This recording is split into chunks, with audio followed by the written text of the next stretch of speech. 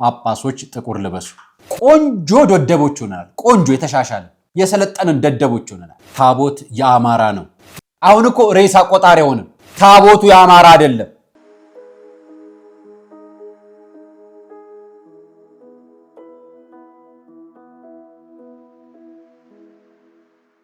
ሰላም ጤና ይስጥልኝ ውድ የቃል ቅርን ሚዲያ ቤተሰቦቻችን እንደምን አላችሁ? በያላችሁበት ሰዓት አቆጣጠር እንዳላችሁበት ሁኔታ ሰላማችሁ ብዝት ይበል ማለት ፈልጋለሁ። ወንድም እህቶቼ፣ ታላቅ ታናሾቼ እንደየእድሜያችሁና እንደየክብራችሁ መጠን ሰላማችሁ ይብዛ። ታመው የተኙ በሆስፒታል ያሉ በጸበል ስፍራ የሚገኙ ወገኖቻችን እግዚአብሔር ይጠብቅልን፣ ከክፉ ነገር በሙሉ ይሰውርልን። ዛሬ ቅዱስ መርቆሬዎስ ነው። በበረከት በረድኤታቸው ይጠብቁን፣ ከክፉ ነገር በሙሉ ያርቁን። ዛሬ ያስኩላችሁ መረጃዎች አሉ። ጳጳሶች ጥቁር ልበሱ። ለምን ጥቁር ልበሱ እንደተባለ እነግራችኋለሁ። ሌላኛው መረጃ ደግሞ ያስኩላችሁ መረጃ ደግሞ ተቃውሞ ሰልፍ ተወጥቷል ወደ አደባባይ። የት? ኢትዮጵያ ውስጥ። በምን? ጉዳዩን ከቅርብ ጊዜ በተያያዘ ጉዳይ ጋር አያይዝላችኋለሁ። ሌላኛው መረጃ የማያይዝላችሁ ሊቃውንቱ የግድያ ማስፈራሪያና ዛቻ ደረሳቸው። ማን አደረሳቸው? የትኛው የቤተ ክርስቲያን ማህበር አደረሳቸው? መረጃውን በማስረጃ አቀርብላችኋለሁ። ሌላኛው መረጃ ማቀርብላችሁ ደግሞ ታቦት የአማራ ነው። ያስኩላችሁን መረጃ ነግራችኋለሁ። ሌላኛው ያስኩላችሁ መረጃ ደግሞ ፈርመው የሚወጡ አጋንንቶች ጨምረዋል። እሱን ጨምሬ በቤተ ክርስቲያንም በዓለምም አንድ በጣም አደገኛ እየተከናወነ ያለ ጉዳይ አቀርብላችኋለሁ። እጅግ በጣም አደገኛ የቤተ ክርስቲያን አባቶች፣ የሃይማኖት መሪዎች፣ ኳስ ደጋፊዎች፣ የፊልም ተመልካቾች፣ ተጫዋቾች እንዲሁም በዓለም አለን የምትሉትም የዚህ ማዕበል ተዋናዮች ሆናችኋል። በዚህ ጉዳይ ላይ መረጃውን በማስረጃ ይዘው የመጡትን ወንድሞቻችንና ሊቃውንቶቻችን ይዤላቸው መጥቻለሁ። አያይዤ መረጃ ማመጣላችሁ ጉዳይ ሆነኛል። አርአያ መካሻ ነኝ። ፕሮግራሙን አዘጋጅቼ ማቀርብላችሁ። ይህን ፕሮግራም እንድትከታተሉት ሰብስክራይብ፣ ላይክ፣ እንዲሼር በማድረግ ሌሎች ጊዜ የሚደርሳችሁ ሌሎች የሚደርሱ ማድረጉልኝ። ከመሸጋገሪያ በኋላ እንገናኛለን።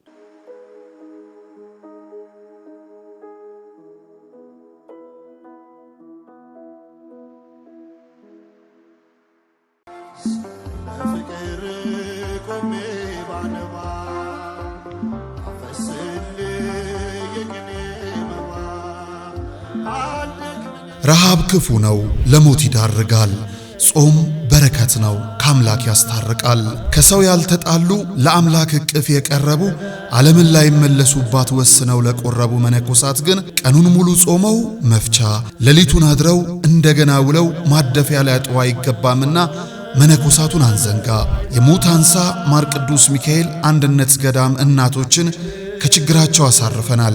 አባቶቻችንን ደግሞ የበዓት ጦት ፈትኖብናል። ጾሙን ለበረከት ዘመኑን ለምህረት ያደርግልን ዘንድ ከኛ የበረቱት በጸሎት ያስቡን፣ አሜን። የሙት አንሳ ማር ቅዱስ ሚካኤል አንድነት ገዳም መነኮሳትን በዓት በአንድነት እንገንባ።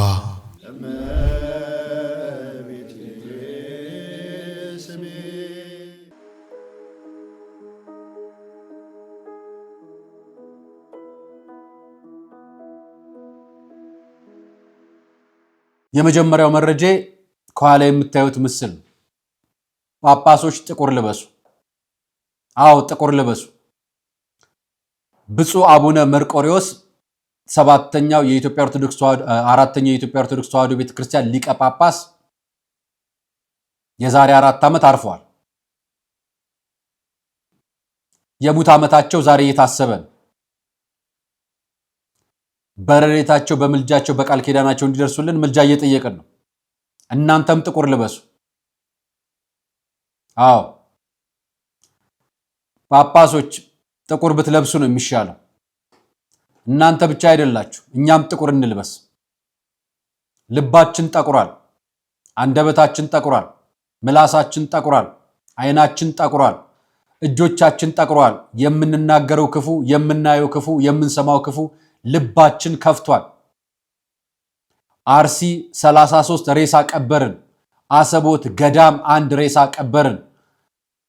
ዝቋላ አቦ ገዳም 1 ሬሳ ቀበርን። ሰሜን ጎጃም ላይ የአብነት ተማሪዎች ሬሳ ቀበርን። ትግራይ ላይ የኦርቶዶክሳውያን ምዕመናን ሬሳ ቀበርን። ወለጋ ላይ ኦርቶዶክሳውያን ማቾችን ቀበርን። ጅማ ላይ ኦርቶዶክሳውያን ማቾችን ቀበርን። አዲስ አበባ ላይ ኦርቶዶክሳውያን ማቾችን ቀበርን፣ ካህን ቀበርን። ሰላሌ ላይ ታቦት የተሸከመው የቤተክርስቲያን አስተዳዳሪ ካህን ቀበርን። ሐረር ላይ ቀበርን። ምን ኦርቶዶክሳዊ ያልተቀበረበት ስፍራ አለ? አዎ ለኛም የሙት ዓመት ያስፈልገናል። ሞተናል እኛ። ብፁዓን ሊቃነ ጳጳሳት በተገኙበት የብፁዕ አቡነ መርቆሬዎስ 4ኛ ሙት ዓመት መታሰቢያ ተደርጎ የጸሎተ ፍትሐት እየተከናወነ ይገኛል። ዛሬ ይሄን ቀረጻ በማድረግላችሁ ሰዓት እና እኔ ይሄንን ዜና ከተመለከትኩ በኋላ ጳጳሶቻችንን ካየው በኋላ አዎ ጳጳሶቻችን ጥቁር ልበሱ። ያኔ በጥር 15 ጊዜ አሁን የጠቅላይ ቤተ ክህነት ስራ አስኪያጅ ሆነው የሚገኙት ብፁዕ አቡነ ሳዊሮስ በሚመሩበት በነበረበት የኦሮሚያና የደቡብ ብሔር ብሔረሰቦች ሊቀ ጳጳስ በሚል የጵጵስና ሹመት በተሾመበት በዛን ጊዜ ጥቁር ልበሱ ተብሎ ቤተክርስቲያንን ከደወሏ እስከ ህንፃ ቤተክርስቲያኗ ጥቁር አልብሰን ምዕመኗ ጥቁር ለብሶ ከስራ ተሰናብቶ ጥቁር ስለለበሰ ከስራ እየተባረረ ለምን ተቃወምክ በሚል በጥይት እየተመታ ሻሸመኔ ላይ መከራውን የሚያይ ህዝብ በነበረበት ጥቁር ለብሰን ነበር። ቤተክርስቲያን ተከፈለችብን፣ ተበታተነችብን ብለን ነበር ያኔ ጥቁር የለበስ። ህንፃ ቤተክርስቲያን ፈረሰ አይደለም፣ የቤተክርስቲያን ስርዓት ፈረሰብን ብለን ነበር። አሁን ህንፃ ስላሴ ነው እየፈረሰብን ያለው። አርሲ ላይ 33 ቀበርን። አሰቦት ገዳም በባት ያለው አባት ቀበርን። አሁን እኮ ሬሳ ቆጣሪ ሆነ። መቼም ጵጵስና ለሬሳ መቁጠር አይደለም፣ ነፍስ ለማዳን ነው አይደል የተመረጠው። ሲሞቱብን አናዝንም፣ ሲሞቱብን ጥቁር አንለብስም፣ ሲሞቱብን ፍትሃት በአደባባይ ለአዋጅ አናዝም። እና እንዴት ነው የዓለምን መንግስት የምንጠይቀው? የቤተክርስቲያን ልጆች ሆነን ቤተክርስቲያን ሳታዝን እንዴት ዓለምን እንጠይቅ? አዎ ቤተክርስቲያን ሁሌም በኃጢአታችን በበደላችን ጥቁር እንዳስለበሰችን ነው። ልክ ነን። የኛ ኃጢአት ነው ጥቁር የሚያስለብሰው እናውቃለን። ነገር ግን በአደባባይ አንገታቸው ላይ ክር ስላሰሩ የ2 ዓመት ህፃንና የ72 ዓመት አዛውንት እየተገደሉ እንዴት ለዚህ አንድ ላይ እንዘና ይባላል? ብፁዕ አቡነ መርቆሬዎስ ነፍሳቸውን በአጸደ ገነት ያኑርልን፣ በምልጃቸው በረድኤት ያስቡን።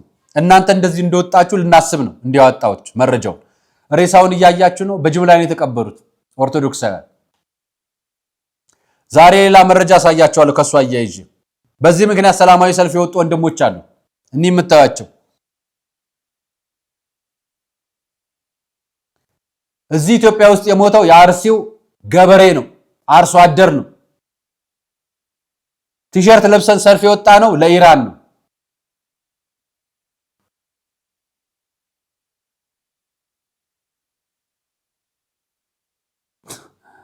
እና ኢትዮጵያ ውስጥ ሰው ቢሞት ይደንቃል። በዚህ ሁኔታ ጎረቤትን ሳትመለከት ራቅ ባህር ማዶ ታያለህ።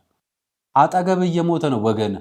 ውሃቶ የሚበላዋቶ የሚጠማዋት የሚጠምቶት ቸግሮት።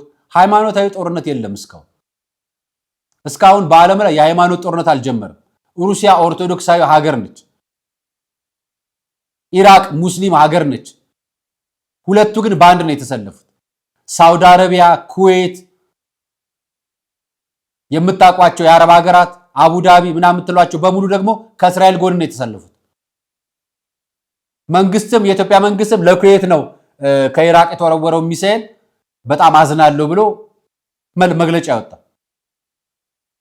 አርሲ ስለሞተ ወገናችን የተናገር የሚጮህ ያጣተሰሙ ይኸው የኢራቁን መሪ የተገደለውን መሪ ቲሸርት አሰፍተው ነው ሰላማዊ ሰልፍ የወጡት።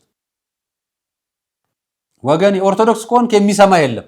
ያጠገብ ሙስሊም ስትሆን የምትናገር ኦርቶዶክስ ያለ ሃይማኖት ጦርነት ቢጀመር ኖሮ ማንም ለሃይማኖቱ ይሞታል፣ ማንም ሰው እና ቆንጆ ደደቦች ሆነናል። ቆንጆ የተሻሻለ የሰለጠንን ደደቦች ሆነናል። አጠገብ ወገን ሳይሰማ ጎረቤት ሳይሰማ መስጊድ ሲፈርስ ሲቃጠል ስለምንጮህል ስለኛ ሳይሰማ ኢራቅ ሄድክ አይደል?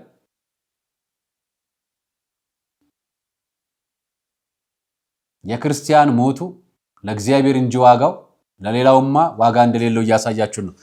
ሌላኛው በአደባባይ ዝልፊያና ወቀሳ የደረሰበትን ወንድማችንን ሊቃውንት ነው ማሳያቸው።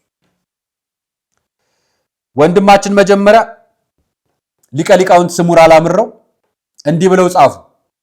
የግድያ ዛቻ፣ የሞት ዛቻ በሉት። ይሄንን የአድዋን ድል ለማክበር ምን ሞራል አለን አለ። ከሁለት ቀናት በፊት ያወጣው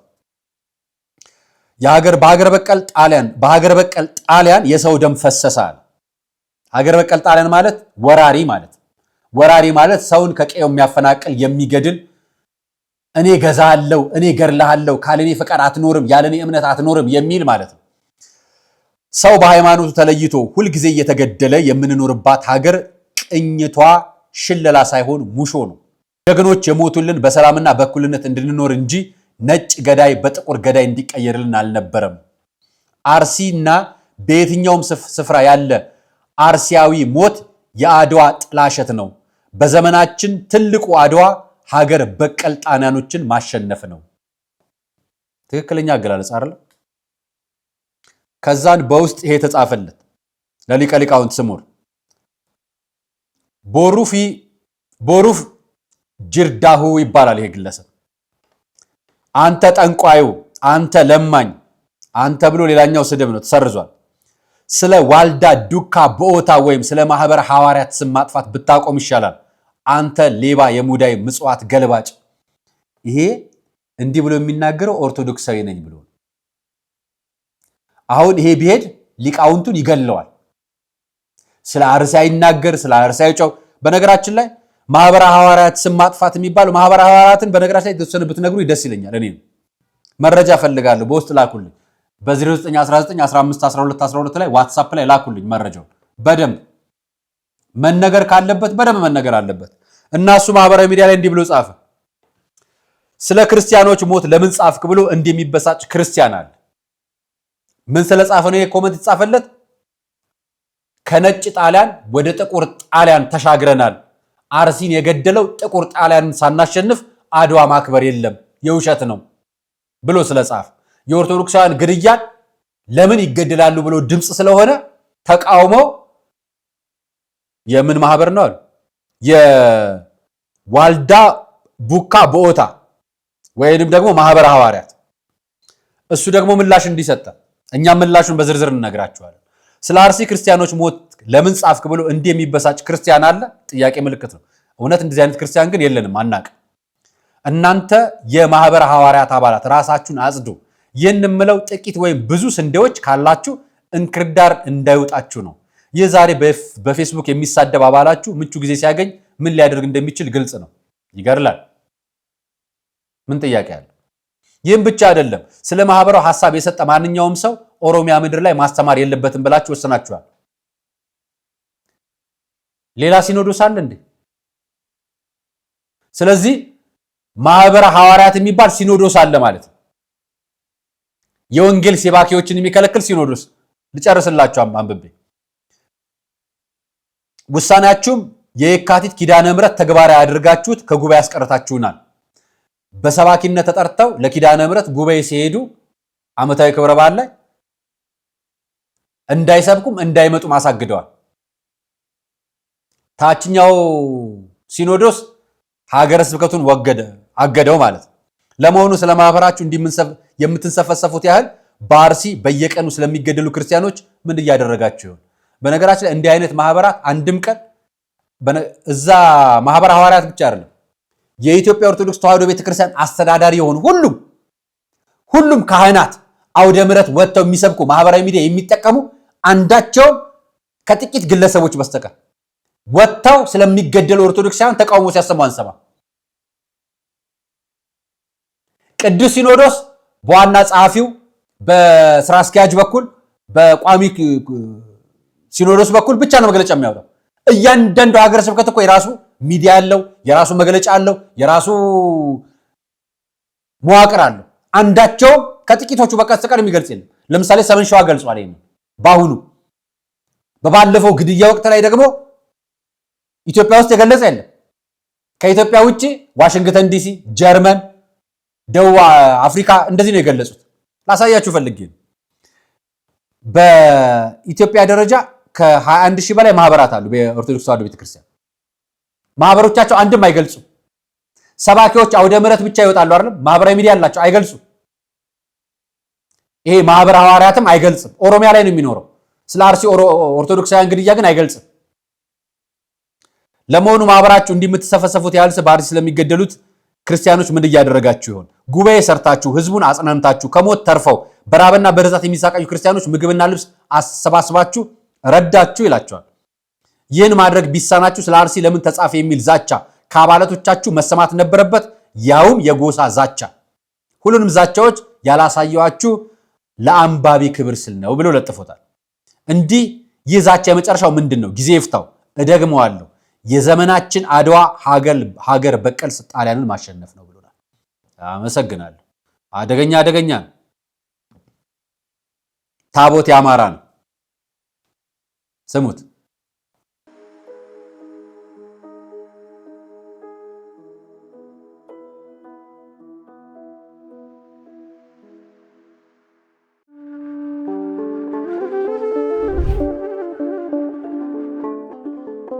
በዘመን ብዛት እርጅና ተጫጭኖት በሰው ማጣት መቅደሱ ለፈረሰው ጣጃ አቧዌ ገብረ መንፈስ ቅዱስ ማን ነው ቀድሞ የሚደርሰው? ምድሩ ለምለም ሀገሩ የጀግና ጦርነት ፈተነው እንጂ የማያውቅ ልመና። ዛሬ ግን አዛውንቶቹ ጉልበት ከርቷቸው፣ ወጣቶቹ ግራ ገብቷቸው የአቡዬ ቤተ መቅደስ ሊፈርስ ተቃርቧልና ስለ አቡዬ ብላችሁ የጻድቁን ቤተ መቅደስ እንገንባ።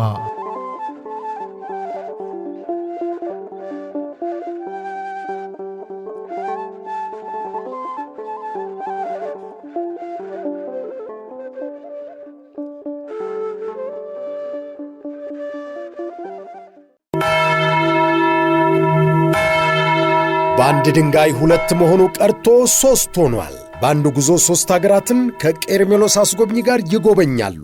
የደብረ ዘይትን የፋሲካንና የእርገትን በዓላት ምክንያት በማድረግ ወደ ኢየሩሳሌም፣ ግብፅና ጆርዳን ሀገራት ጉዞ አዘጋጅተን በምዝገባ ላይ ነን። በኢየሩሳሌም ጌታችን ከተወለደበት እስካረገበት፣ በጆርዳን መጥምቀ መለኮት ዮሐንስ የታሰረበትና ሰማዕትነት የተቀበለበት ማኪሮስ፣ በግብፅ ቅባ ቅዱስ የሚያወጣው ስዕለ አድኖና ሲና ተራራ ከሚጎበኙ ቦታዎች ጥቂቶቹ ናቸው። በኢየሩሳሌም ጉዞአችን ተጨማሪ ሀገራትን ማስጎብኘታችን ለየት ያደርገናል። በግብፅ ለእያንዳንዱ ተጓዥ በፈዋሽነቱ የሚታወቀው የእመቤታችን ቅባ ቅዱስ ይታደላል። አድራሻ የቅዱስ ዑራኤል ሁለገብ ሕንፃ 4ኛ ፎቅ፣ ስልክ 0947 21 21 21 ወይም 0947 27 27 27። ምቾቶ ተጠብቆ ከእኛ ጋር ይጓዙ። ቀርሜሎስ አስጎብኚ።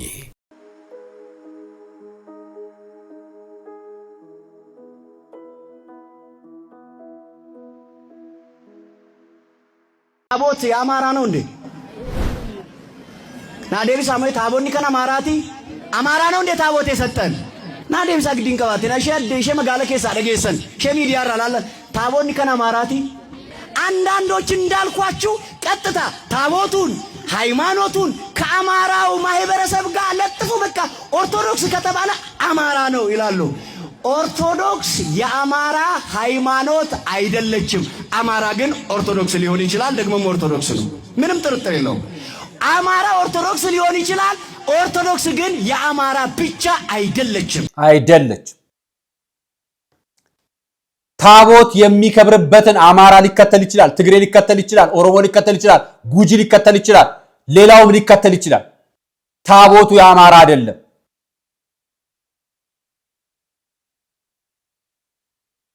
ማህበረ ሐዋርያ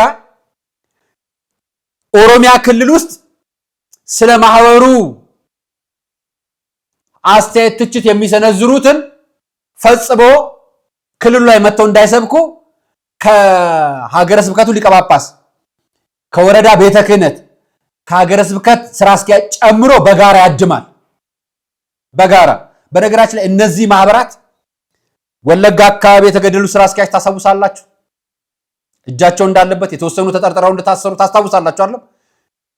እነሱ የቤተ ክርስቲያን ስራ አስኪያጅ ከማስገደል ድረስ የተጠረጠሩ ናቸው።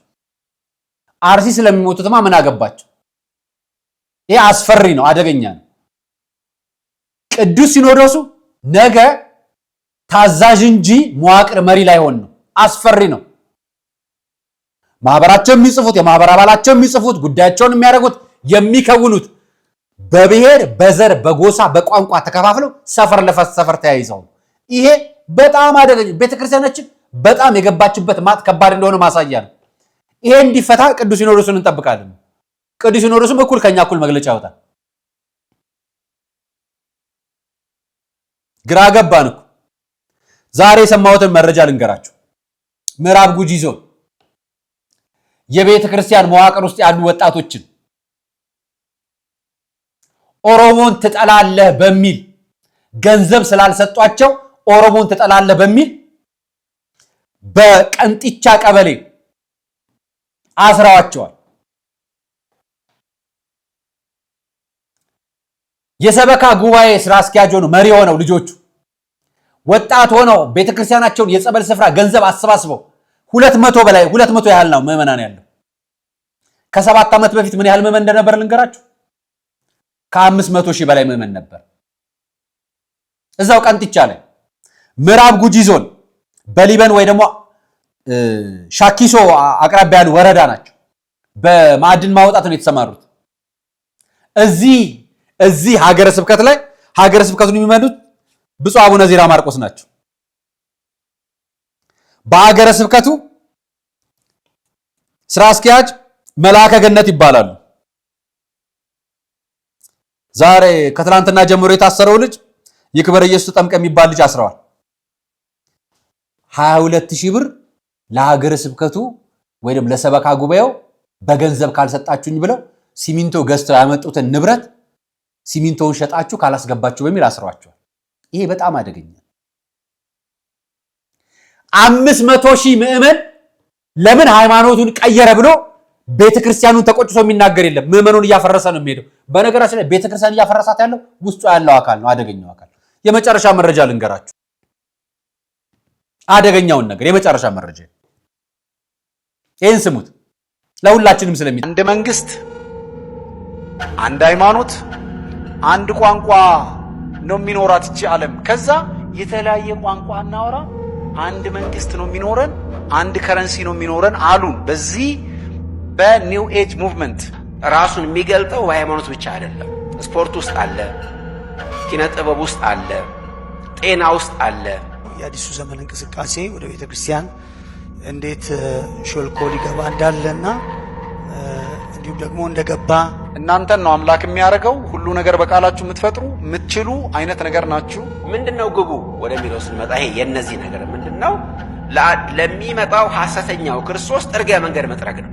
ልክ ቤተ ክርስቲያን ከተነጠቀች በኋላ ፕሌን ይከሰከሳል፣ መኪና ይጋጫል፣ ፋብሪካ አደጋ ይፈጠራል። እኛ ስለማንኖር ቤታችን ይዘረፋል። ኤክስትሪም ኪዮስ ነው የሚፈጠረው። በዚህ ፕላኔት ላይ ሆኖ የማያውቅ ዋይታ ይሆናል። ምንም አይነት መንፈሳዊ የሆኑ እሴቶች ያሏቸው ልምምዶች በስርዓተ ትምህርት ውስጥ እንዳይኖሩ ተብሏል። ከመጀመሪያው ከእናታችን ጀምሮ ከእግዚአብሔር ስርዓት እየነጠለን የሆነ ነገር እየጨመረ እየቀየጠ አቋሙን እምነቱን የሚገልጡ ምሉ ሀሳቦች ያስፈልጉታል ማለት ነው። አሜሪካ ያው የባቢሎን አይነት መንፈስ ነው የሚያጠቃት። have to be honest, I can't speak against my conscience. We are God. ቤተ ክርስቲያን ውስጥ በተግባር ስራችሁ ለዚህ መዋቅሩ የሚከፍላችሁ ደግሞ በቤተ ክህነት ነው። መዋቅሩ እየከፈላችሁ ነው፣ እናንተ ግን የምትሰሩት ለዚህ ነው። ቤተ ክርስቲያን ውስጥ አደገኛ እጆች ገብተዋል። አደገኛ እጆች ምዕራብ ጉጂ ከ500 ሺህ ህዝብ በላይ ጥሎ ያሉትን ምዕመናን ያሳድዳሉ። ያሉትን ምዕመናን ተነስቶ አርሲ ላይ ሰው እየተገደለ ታቦት የአማራ ነው ይላሉ። የተገደለው ሰው ድምጽ ለሚሆነው ተነስተው አንተ ጠንቋይ እያሉ ስብከት እንዳይመጡ ማህበርና አስተያየትና ትችት ወይ ደግሞ ትክክል ያልሆነ የቤተ ክርስቲያን ስርዓት ያልሆነ ነገር ትክክል አይደለም ሲባሉ በብሔር በጎሳ በዘር በሰፈር በመንደር አሳደመው ወንጌልን ያግዳሉ። ያሉት በቤተ ክርስቲያን መዋቅር ስር ፈቃድ የሰጠቻቸው ቤተ ክርስቲያን ነች። ማህበሩን ያጸደቀችው ቤተ ክርስቲያን ነች። ስራ አስኪያጅ የሚገደለው በእነዚህ ማህበራት ተጠርጣሪዎች ናቸው። የእነዚህ ማህበር አባላት ተጠርጣሪ ሆኑት። ወለጋ ላይ የተገደሉት ህፃን ልጅ ያመለጠበት ይሄ ሁሉ ታሪክ የምሰሙት እዚህ ነው። ጳጳሶች ጥቁር ልበሱ ብለዋል፣ ራሳቸው ለብሰዋል። ለአቡነ መርቆሬዎስ የሙት ዓመት ወጥተው ጥቁር ለብሰዋል። አሁን የቀረነው እኛ ነን መልበስ የቀረን። ውስጣችን በሙሉ ጥቁር ለብሷል። ከውጭ ነው መልበስ ያቃተን። ውስጣችን አሮ እላያችን ነቶ ነው የምንታየው። መረን አንጣፍጥ ወይ አንለማ፣ አንሰራ ወይ አናሰራ። ነገ ከነገ ወዲያ የኛ መጨረሻ፣ የጳጳሶቻችን መጨረሻ፣ የአስተዳዳሪዎች መጨረሻ እንደዚህ ነው የሚሆነው።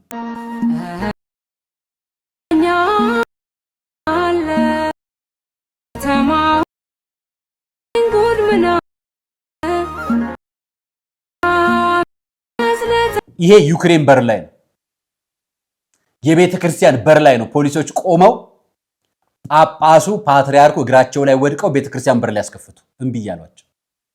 ነገኛ እንደዚህ ነው። ዛሬ ዝም ያላችሁ አባቶች፣ ዛሬ ዝም ያላችሁ ሰባኪያን፣ ዛሬ ዝም ያላችሁ ሀገረ ስብከቶች፣ ዛሬ ዝም ያላችሁ ምዕመናን፣ ነገ ተራችን ይሄ ነው። ነገ የኛ ተራ ነው። እዩት። ይሄ ታሪክም እኛ ሀገር ነው ያለው።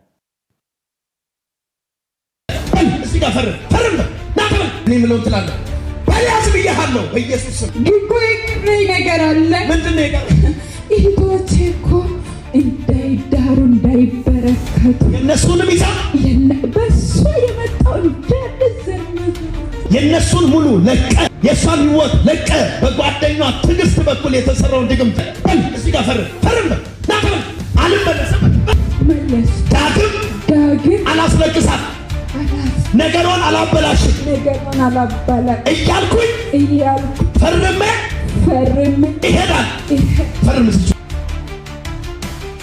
ሴጩ ነው ሁላ 1 2 3 ባህል ሁለተኛ መጨረሻ ፈርሞ ወጣ። አጋንንቱ ፈርሞ ወጣ። የምር አሁን ተመልሶ ቢገባ የትኛው ፍርድ ቤት ልትከሰው? ፈርሞ ወጥቷል ብለህ አሁን ሞጆ ነው አይደል የምትቀል የሞጆን ህዝብ ነው የምትቀልድበት አይደል? እንደው መጽሐፍ ቅዱሳዊ ያልሆኑ ልምምዶች እየበረከቱ መጥተዋል። ከዚህ በፊትም ሰርተሃል። አርያ ሚዲያ ላይ ሰርችበታል። እየደገመ ነው ልምምዱን እያበረታው። የኃጢአት ልምምዶች ምናምኖች በጣም ብዙ ናቸውና በቸርች ስም የሚሰራ ወንብድና ላሳያችሁ ፈልጌ ነውና የዛሬ ቆይታ ይህን ይመስላል። አርያ መካሻ ነበር ፕሮግራሙን አዘጋጅቼ ቀርኩላችሁ። ሰነቅ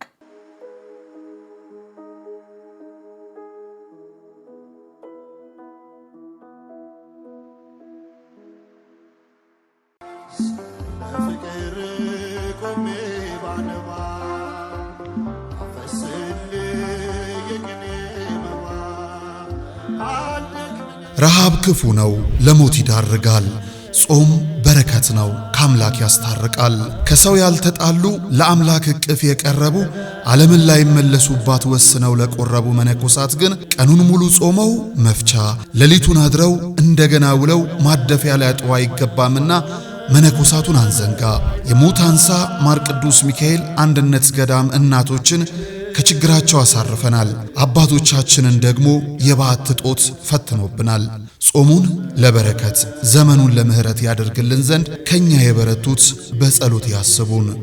አሜን። የሙት አንሳ ማር ቅዱስ ሚካኤል አንድነት ገዳም መነኮሳትን በዓት በአንድነትን ገንባ።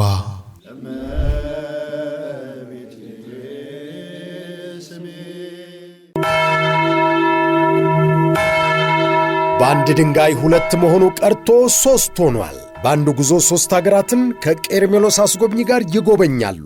የደብረ ዘይትን የፋሲካንና የዕርገትን በዓላት ምክንያት በማድረግ ወደ ኢየሩሳሌም፣ ግብፅና ጆርዳን ሀገራት ጉዞ አዘጋጅተን በምዝገባ ላይ ነን። በኢየሩሳሌም ጌታችን ከተወለደበት እስካረገበት፣ በጆርዳን መጥምቀ መለኮት ዮሐንስ የታሰረበትና ሰማዕትነት የተቀበለበት ማኪሮስ፣ በግብፅ ቅባ ቅዱስ የሚያወጣው ስዕለ አድኖና ሲና ተራራ ከሚጎበኙ ቦታዎች ጥቂቶቹ ናቸው። በኢየሩሳሌም ጉዞአችን ተጨማሪ ሀገራትን ማስጎብኘታችን ለየት ያደርገናል። በግብፅ ለእያንዳንዱ ተጓዥ በፈዋሽነቱ የሚታወቀው የእመቤታችን ቅባ ቅዱስ ይታደላል። አድራሻ የቅዱስ ዑራኤል ሁለገብ ሕንፃ 4ኛ ፎቅ። ስልክ 0947 21 21 21 ወይም 0947 27 27 27። ምቾቶ ተጠብቆ ከእኛ ጋር ይጓዙ።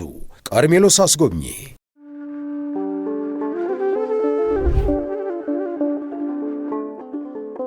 በዘመን ብዛት እርጅና ተጫጭኖት በሰው ማጣት መቅደሱ ለፈረሰው ጣጃ አቦአቡ የገብረ መንፈስ ቅዱስ ማን ነው ቀድሞ የሚደርሰው? ምድሩ ለምለም ሀገሩ የጀግና ጦርነት ፈተነው እንጂ የማያውቅ ልመና። ዛሬ ግን አዛውንቶቹ ጉልበት ከርቷቸው፣ ወጣቶቹ ግራ ገብቷቸው የአቡዬ ቤተ መቅደስ ሊፈርስ ተቃርቧልና ስለ አቡዬ ብላችሁ የጻድቁን ቤተ መቅደስ እንገንባ።